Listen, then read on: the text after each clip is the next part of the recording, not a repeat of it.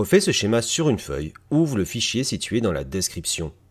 Modélise la force exercée par l'aimant sur la bille en acier. Tu peux regarder la vidéo suggérée pour revoir la méthode. Mets en pause, puis relance pour la correction. On ne s'intéresse ici qu'à la force exercée par l'aimant sur la bille en acier. Elle sera modélisée par un vecteur force dont il faut trouver les 4 caractéristiques. Le point d'application pour commencer. Cette action est une action à distance. Le point d'application sera le centre de la bille. On trace une croix pour le mettre en évidence. La direction ensuite.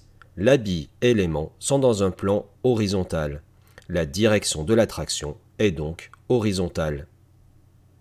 Le sens. La bille va être attirée par l'aimant situé à sa droite. Le sens est donc vers la droite.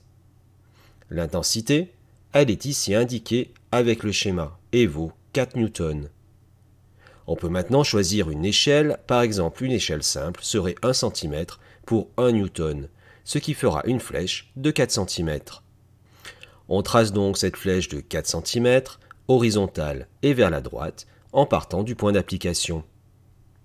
Pour la forme de la flèche, malgré le choix que j'ai fait dans d'autres vidéos, il est mieux de faire une flèche comme ceci, plutôt que comme cela.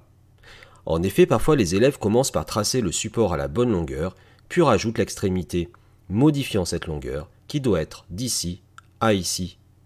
Pour ce type de flèche, par contre, aucun souci, l'extrémité ne rajoute pas de longueur. Pour finir, on indique à côté de cette flèche ce que l'on a représenté.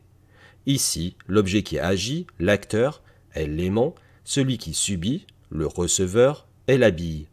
On écrit donc F aimant sur bille ou F A sur B, A et B étant les initiales des objets. On met ensuite une petite flèche au-dessus du F pour indiquer que c'est un vecteur qui est tracé. F A sur B sans la flèche désigne l'intensité. On écrirait ici par exemple F de A sur B égale 4 newtons.